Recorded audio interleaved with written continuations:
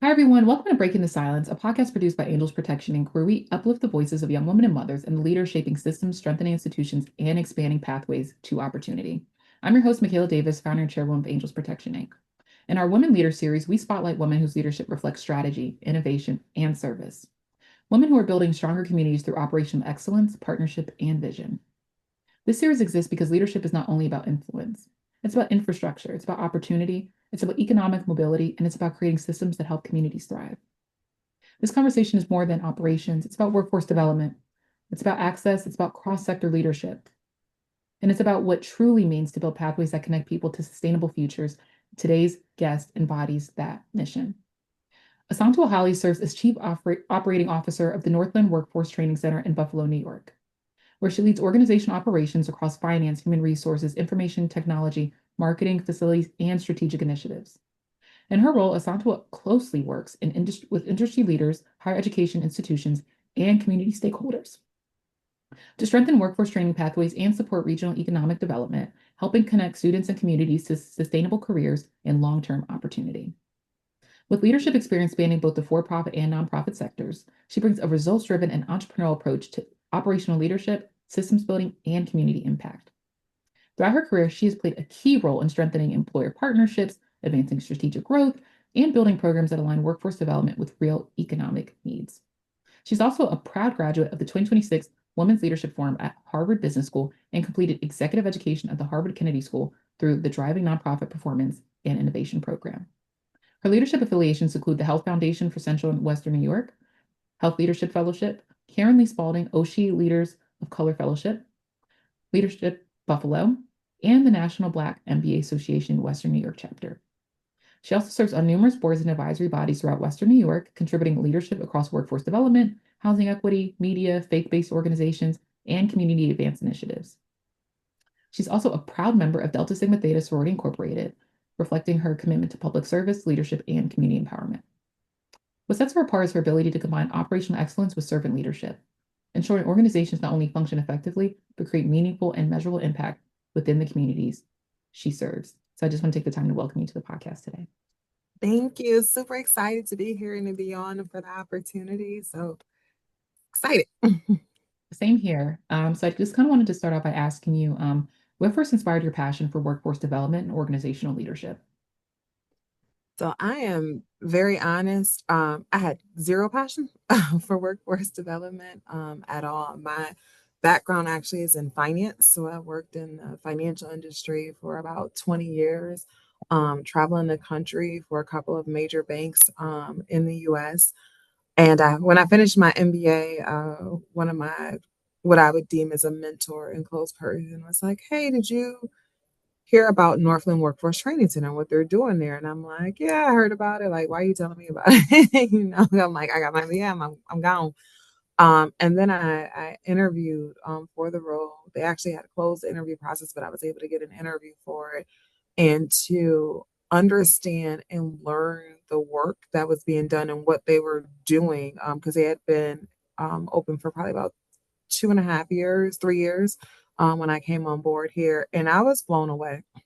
And I've never worked in the nonprofit space before. I worked within community, but never directly worked within the nonprofit space.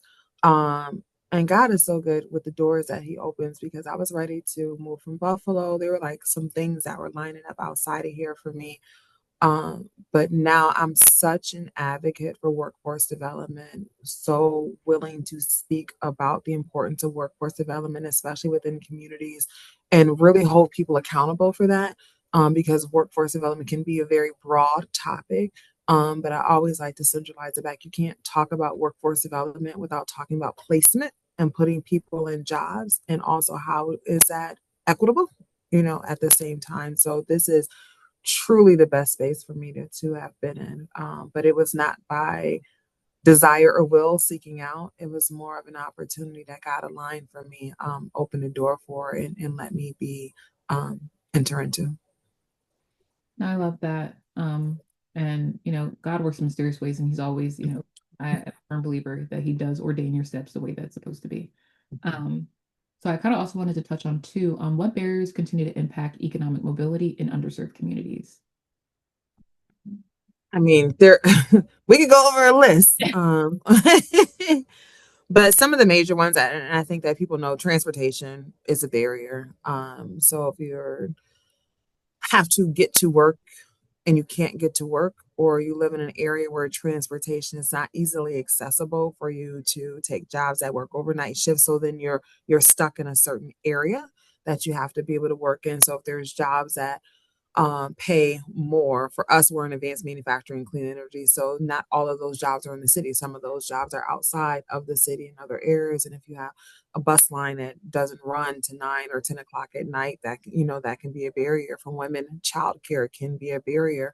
Another barrier, and I'm a strong advocate on this, is just the opportunity, knowledge to be able to even know what opportunities are out there, right? And so sometimes there's these assumptions like, oh, that's not for me, or there are no jobs out there, or that's for this type of individual or not for me. So, like our field that we work in is advanced manufacturing and clean energy. And so it's trying to really dismantle those preconceived ideas that trade is for a certain individual. And that is so far from the truth. First of all, you coming out making a lot of money. You can be your own entrepreneur. With centers like the training center, a lot of times you're doing it without debt. We are an extension campus for two colleges. So it's still college, whether it's a 2 year or 1 year program that you're going through. But this is not, I'm a woman, I can't do this. I'm a male, I can't do this. Oh, I have a 4.0 GPA in high school, so my trajectory is to automatically go to college. But I love doing things with my hands and I'm creative, right? So it's just like trying to really ask people or get back into that place of what is it that you want to do? What's your passion, purpose? Um, and let people be exposed and experience that. And so exposure, I say, was another big barrier of just being able to be exposed to know those fields and other things that are out there, even outside the realm of advanced manufacturing and clean energy. Like I love what you're doing with this podcast and what we were saying before we got on. Like this is exposure, letting young women or your audience as a whole be exposed to these different women in these different fields. And say, she looks like me. This is something that I could be able to do. But a lot of times you don't have that visual. And so if you see a particular title, oh, that's not me. I can't do that because this is my pathway. And so I am very clear with people. I tell them, guess what? I am a teenage mother. I had a great family support system, but still a teenage mother. Went to college, dropped out, went to college, dropped out, went to college, dropped out again. So I am that person who can identify and say, oh, that's not me. I'm you. I'm you. And so I think that's super important. And I agree, it's really important. And I also wanted to kind of touch on that too a little bit more, your leadership role. So as COO, you oversee multiple operational areas. So how do you approach building strong organizational infrastructure? Biggest thing is knowing what the mission is. What's our end goal of what we're trying, and not steering away from the mission of what we're looking to do. And understanding the same way that we talk about partnership outside of an organization is partnership inside of the organization, right? And so it's super active and it doesn't stop. And so aligning everything to go back to what that mission is. And so when we're talking about leadership, we talk about being on the balcony and being on the dance floor. And if you have, your employees and everybody's on the dance floor, so you're not seeing necessarily the whole realm of everything that's taking place. But if you're on the balcony, you're looking down, you can see everything, but then you're still removed from the people that are on there. And so being able to have good organizational structure in that way in operations is being able to go from the balcony to the dance floor. Be on that dance floor, go back up to the balcony. And so the decisions that you're making are really, and I'm going to go back again, aligned to the mission of what's being done. The other part of that is flexibility and not afraid for change. So sometimes when you're in an organization, the operations are running one way, you can miss the direction of where you need to go. And then if you're operationally not there, it starts to fall apart because operations is the foundation of any organization. So I understand like the programmatic piece and these things that we do within organizations, but operation, it has to be sound. This is let the structure do the heavy lifting for an organization. Now, operations is the structure. So if that structure is in place, everything else will fall in place too. Yeah. No, I love that. And I think that's really important to know too, operations. And you know, programmatic stuff is important, but you need the operations in order to get the program out to the people. Um, so now I also kind of wanted to touch on too, your sorority. So you're a proud member of Delta Sigma Theta Sorority Incorporated. So how has the sorority shaped your leadership journey and commitment to service? So I will say I just became a member like 1 week, 2 days ago into the Delta Sigma Theta Sorority Incorporated. It has been a phenomenal journey. And I'll say that, and when I say journey again, just into the organization, but I will say this, um, the women in the area that I'm in Buffalo, New York, who are part of Delta Sigma Theta Sorority Incorporated were incredible women that I've grown up around, seen them in community, seen them in action, seen them in business, seen them in all these other different areas. And I'm like, looking at these women like they're incredible, and the delta is the extra on that, right?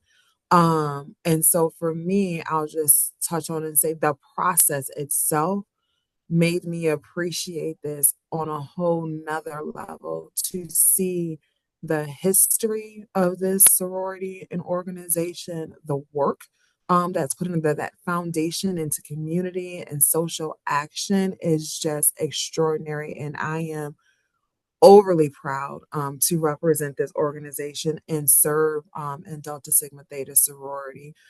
So it's humbling. I'm still taking it in. It's exciting. And I sum it up when I say wow. When people say, how do you feel? And it's really a wow feeling within that, because it just couldn't have been the, the most incredible women that I've been surrounded to. And the organization is international. So I just cannot wait to continue to serve in it. No, I love that. And I think the serving piece is incredible. And the work that Delta Sigma Theta Sorority Incorporated does is amazing. Even though I'm a member of Alpha Kappa Alpha Sorority Incorporated, you guys are our sisters. And I love the work that you guys do, especially when it comes to social action. You guys are very big in that space. So it's a beautiful thing. So I also wanted to ask too, what role do historically Black sororities play in advancing leadership, education, and community impact? A big role. I mean, when you're looking at just the history of sororities and fraternities as a whole and leaders, I mean, qualifications of it is to leader, right, in your own right. And to just have and hone those skills. Um, and then I'll also say in that aspect of African American leaders, right? So that's the other piece in there of not looking past the that component of it, of we are African American leaders, minority leaders for the most part in those spaces. And within any organization, when there is a rich history and you know the purpose of the organization and the mission of the organization and what you're looking to do is to build up leaders, because there has not been a time in our history where we did not need good leaders or people to advocate for us as a people, as a whole. And so I think it's super important within any organization, not just sororities and fraternities, but those that are looking to activate leaders to serve, right? So now I'll take away that title part of it. We're talking about character, and are we building up the character of the next generation of leaders to go ahead and take us to do more actionable items? No, I love that. And I think that's a big, really a big part I try to touch on in every single podcast episode I do, the mentor piece. And not just mentoring, but also sponsorship too. So if you see a young person that you're mentoring, not just mentoring, but sponsoring them, if you see that they're good in some way, inviting them to a gala, or inviting them to a function where it might not be a gala, but you have to dress professionally, right? And training them up in that way to prepare for those things, because in addition to getting the education, getting the leadership experience, it's that executive presence and showing up in those networking spaces too, because your job most likely will have functions like that where it's outside of work hours and it might be a big fundraiser needing to, be a representative for. So I think that's so important. I do see a gap in mentorship nowadays, and I feel like a lot of people just have these, conversations, but not actually bringing up the youth in that way. And I think that, you know, uh, to me, um, at least for me, outside of the sororities and fraternities, I think there's so many great programming that we have to foster that, and encouraging our youth to be involved in those programs are really important. So I think that we do a great job at Yeah, that. I definitely agree with that. And I think sometimes we get so within the mentorship, the sponsorship, the words of what each are. I think what's important is if you don't have the time to do it, then you shouldn't do it. Um, and I mean that in the most graceful and respectful way, but sometimes if you're super busy, you don't have the time. You wouldn't just be necessarily or the mentor, right? Because for me, when we're talking about that, that means not just necessarily meeting for coffee or, going out and just having a phone conversation of that check-in of how you are, like, how are you doing? That's important. So I don't want to say that that's not it. But to me, that's not necessarily that mentorship piece of it, right? The mentorship is really the exposure piece. Am I opening the door? Am I picking up the phone and using my human capital to open a door or an opportunity for you? And there are some really great organizations that I know within Buffalo that are doing it. One of my friends, Daniel Robinson's director of Breaking Barriers, which is in Buffalo, a division of Say Yes, which is located here. And the mentorship that he does for young Black men is phenomenal. But the reason that I love it so much when you're looking at that type of mentorship, it's the exposure piece of it. I mean, they're out, they're traveling, they're doing things, activities, having real conversations, and I think that's super important. And so we miss that activity piece when we're looking at mentorship, and so I think that's important.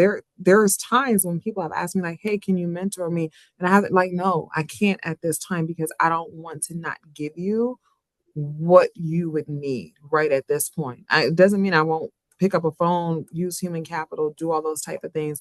But I think that people shouldn't just throw that, I'm your mentor, I'm your sponsor, unless you're really doing that to be able to go ahead and lift that person up. And there's an accountability on that individual as well, right? So don't call me your mentor and then I'm telling you certain things or putting you in certain rooms and you're not doing actionable things that go along with it too. So it's super important that it goes that way and both are holding each other accountable for doing so.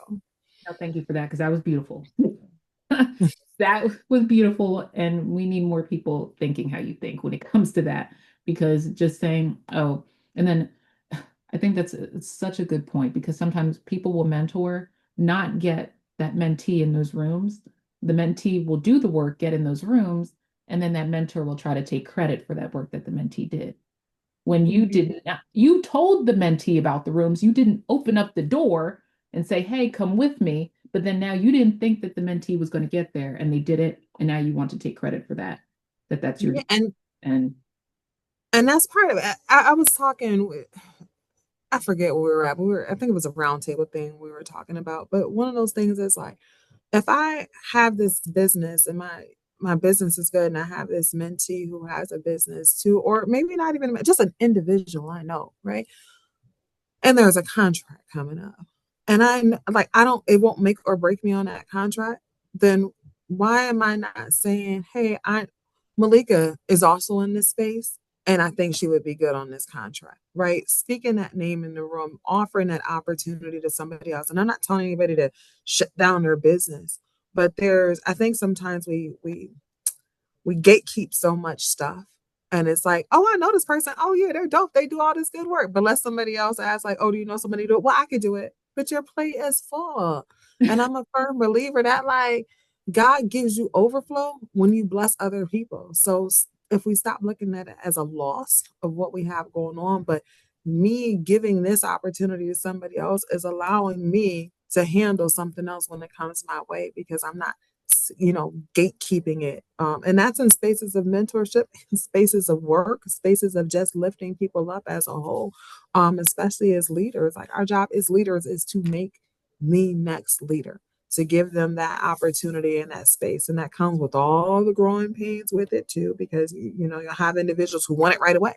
And it's a process and things that come with that too. But we have to be able to be willing to open the door, speak the name, offer that individual or that business up to. So sorry, got on my soapbox on that. I apologize. No, that was really good. And that's really important too. And, because that's how I am when it comes to mentorship. You know, people have asked me, and I just can't commit fully in that way that I know that I would want to, because God has blessed me with so many amazing opportunities and to be in so many amazing organizations and spaces and places. And I would want to be able to give that. But if I know my plate is full right now, I can't fully be that to you. So when I can make space for you to be that person in my life, because then now you're basically family. And I'm going to bring you up fully, because it's not just like, oh, I'm making phone calls. Like, no, I'm going to get you in those rooms. And if I send you this event, if I pay for the ticket, right? Because if you're my mentee, there probably could be a cost issue. If I'm paying for the ticket, you need to show up. You need to show up. You can't, oh my gosh, no, I have another commitment. No, this is a fully to get you to where we talked about for where you to be. So I think that's really important to acknowledge. That was really important there too. And then now I also wanted to touch on as well. You serve on numerous boards and advisory groups. So why is community involvement important to you? Um, Short answer, I'm from this community. I'm born and raised in Buffalo, New York, New York. Lived here my entire life. My parents are super community active. So since I was little, they own a bookstore here in Buffalo. My father was actually full circle moment. My father was in workforce development when he worked. So helping individuals get jobs who came home from incarceration. My mother worked for the public library system all the way up to a director in that system. And I think how do you live in a place and not do something in that place? Do you know what I mean? Like I just and and that's no shade to anybody, but I can't live in this community but not have a voice in the community, because otherwise the decisions that are going to be made for me, my family, the individuals around me that I love and care about, we won't have a say in that. And so for me, it is so important to be able to have a voice and say, like, here's my voice in here on these things that affect me, that affect my loved ones, that affect the community that I work in, right? And a lot of times, well, individuals will say like, "Oh, I'm in community," but are you really in community? And to be honest, like I may not be the person just because I'm an African American woman, not to make that assumption that certain areas in community, I'm the expertise on that. Like I may not be. No, you need to go knock on a door and really pull members from the community in there so their voice is heard. So for me, the reason that it's so important, it's representation, it's a voice at the table, is why I want to be active in the boards that I'm in and the advisories that I'm in, because I do believe that different voices need to be heard, and sometimes it's the same voices over and over and over again. I was just having a conversation the other day about that on an advisory board. I cannot be on another advisory or board if there is not actionable things that's happening. Yes. And that's just a place that I'm at in my life right now. So you get to a point where you're like, what actions are we doing? What are we like, what needle are we moving? And I'm not saying it doesn't take time to do those in certain spaces, depending on what the board or what that action is, or just it could be governance of an organization. But can you see what you're doing is actually making a difference? And for me, the space that I'm in my life right now, I need to know the time that I'm investing in these things are also making a difference in the community that I live in, or the communities that I care about, which is, Buffalo as a whole, the West New York community, and definitely much so the African and American and minority population in our area here. I agree. Especially making sure that action is being done and the needle's moving. So I also wanted to kind of touch on too, you've participated in leadership programs through Harvard and other fellowships. So how have those experiences shaped your leadership style? Exposure. I'm big on exposure.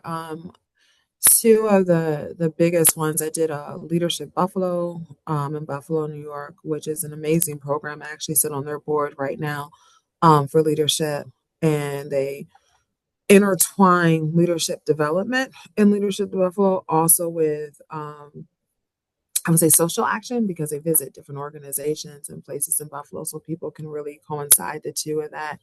Harvard exposure. I mean, three of the Harvard programs that I attended included people from all over the world.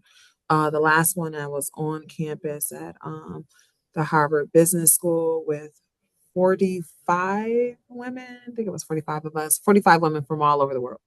And you're going through these case studies on leadership.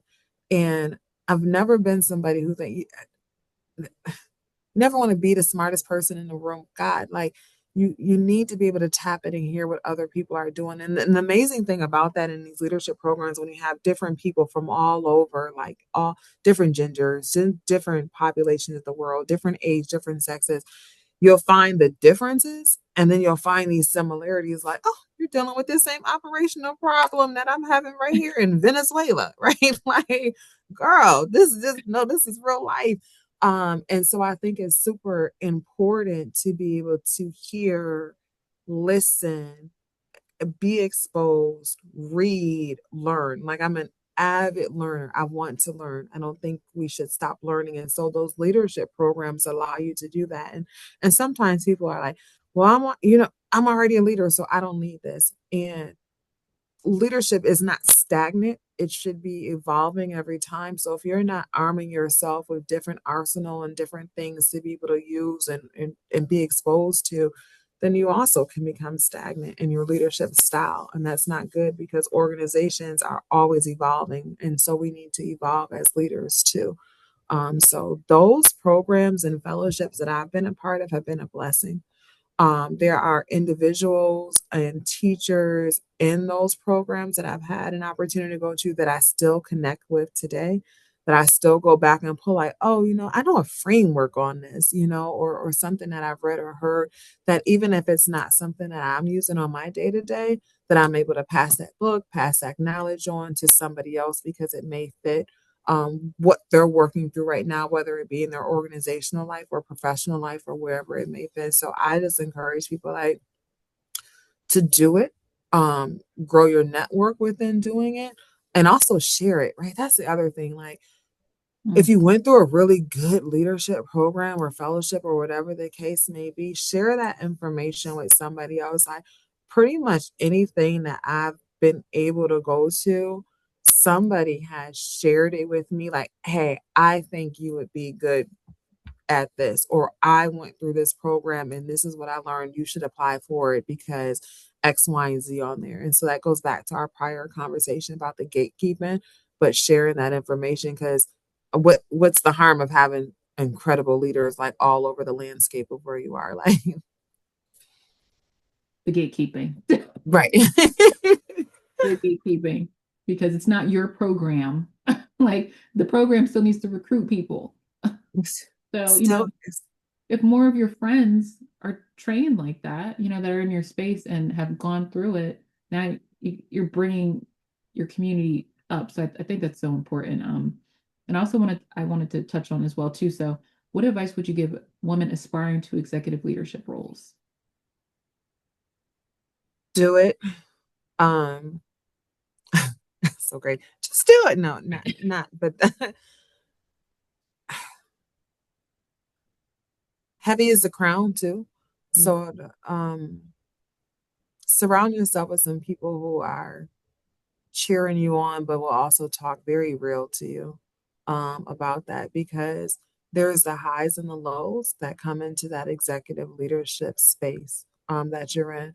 There's the highs of being able to um, be a leader, be able to bring people in, being able to do the work. And if you're lucky, be able to do the work the way that you want to do the work because you have not just a voice, but a vote in that voice of how this is going to go. So you're not red taped at everything.